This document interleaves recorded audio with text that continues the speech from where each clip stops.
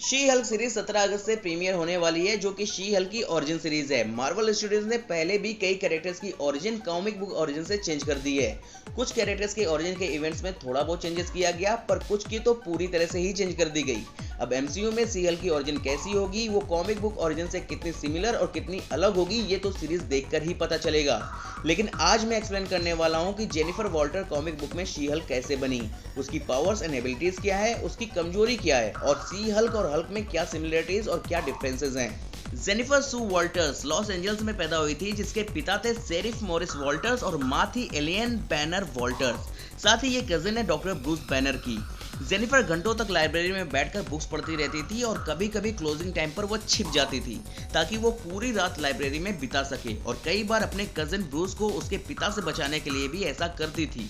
MCU में doctor Bruce banner के father तो नहीं दिखे, पर अगर आपने दी हल्क देखी है तो आपको पता होगा कि ब्रूस के फादर कितने एब्यूसिव थे और उन्होंने ब्रूस पर कौन कौन से एक्सपेरिमेंट किए थे। बचपन में जेनिफर डांसर बनना चाहती थी, जिसका अप्रूवल उसके फादर ने नहीं दिया। फिर एक दिन उसकी माँ की एक्सीडेंट में डेथ हो जाती है और इस डेथ ने जेनिफर और उसके फादर के बीच की दूरियां बढ़ा दी। आगे चलकर जेनिफर हार्वर्ड में सेलेक्ट हुई और उसने UCLA ज्वाइन किया, जहां से उसने लॉ की डिग्री हासिल की। जेनिफर अब एक क्रिमिनल लॉयर है। एक बार एक क्राइम बॉस निकोलस ट्रस्क का एक एजेंट जेनिफर को गोली मार देता है। निकोलस ट्रस्क वही है जिसने सालों पहले जेनिफर की माँ को एक्सीडेंट में मारा था। गोली लगने से जेनिफर सीरियसली इंजर्ड हो जाती है, पर सौभाग्य से उसी टाइम डॉक्टर ब्रूस बैनर अपने कजिन जेनिफर वॉल्टर्स से मिलने आ रहे थे और डॉक्टर ब्रूस बैनर ने ही जेनिफर वॉल्टर्स की जान बचाई अपने ब्लड ट्रांसफ्यूजन से। डॉक्टर ब्रूस बैनर ये अच्छी तरह से जानते थे कि उनका ब्लड गामा रेडिएटेड है और ये जेनिफर पर कुछ बड़ा और खतरनाक असर कर सकता है, पर जेनिफर की जान बचाने के लिए उन्हें अपना ही ब्लड यूज करना पड़ता है, क्योंकि जेनिफर के ब्लड ग्रुप का ब्लड वहां अवेलेबल नहीं था। जेनिफर के ठीक होने के बाद ट्रास के गुंडे फिर से उस पर अटैक करते हैं, पर इस बार जेनिफर में कुछ ट्रांसफॉर्मेशन हो जाता है। उसका साइज 6 फीट तक बढ़ जाता है, स्किन हरी हो जाती है और वो बनती है शी हल्क। पर यहाँ शी हल्क हल्क की तरह आउट ऑफ कंट्रोल नहीं होती, बल्कि उन सभी गुंडों को वहीं ट्रैप कर देती है ताकि पुलिस उन्हें पकड़ सके, और ये सब खत्म होने के बाद शी हल्क अपने पुराने नॉर्मल फॉर्म में वापस आ जाती है। ये जर्नी थी जेनिफर वॉल्टर्स की शी हल्क बनने की। बात करें शी हल्क की पावर्स एंड एबिलिटीज की, तो उसकी पावर्स हल्क से काफी सिमिलर हैं। उसमें super human strength, stamina, durability, speed जैसी पावर्स हैं, जो कि हल्क से बहुत ज्यादा सिमिलर है।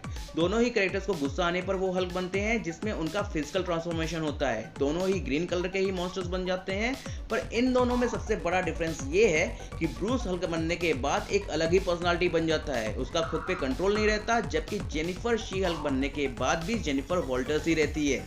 उसका अपने ऊपर अपनी पूरी पावर्स पर पूरा कंट्रोल रहता है।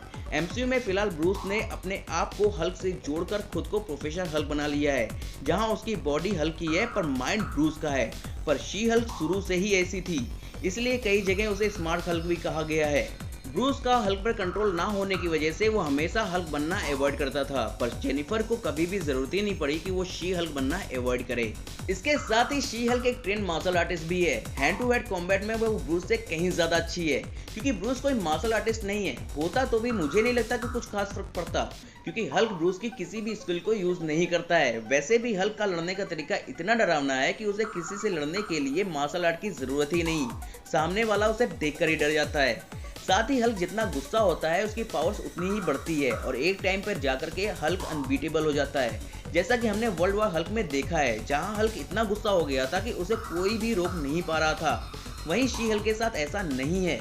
शी हल्क अपनी फाइट में अपनी पावर्स और एबिलिटीज के साथ साथ माइंड भी यूज करती है, और अगर किसी फाइट में शी हल्क को ज्यादा गुस्सा आ जाता है तो उसकी पावर तो कुछ हद तक बढ़ती हैं, पर गुस्से की वजह से उसका अपने माइंड पर पहले जैसा कंट्रोल नहीं रहता, जिससे वो लड़ने में कई गलतियां करना शुरू कर देती है, जिसका फायदा उठाकर उसका अपोनेंट, अगर वो इतना ताकतवर है, तो वो शी हल्क को हरा सकता है।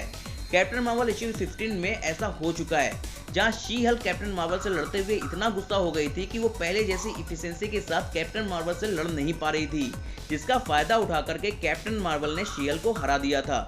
मतलब गुस्सा, जो कि हल्क की सबसे बड़ी ताकत है, वही गुस्सा कहीं ना कहीं शी हल्क की कमजोरी भी है। तो दोस्तों, ये थी शी हल्क की ओरिजिन स्टोरी, उसकी पावर्स एंड एबिलिटीज, उसकी हल्क से सिमिलरिटीज के साथ साथ डिफरेंसेस और उसकी कमजोरी।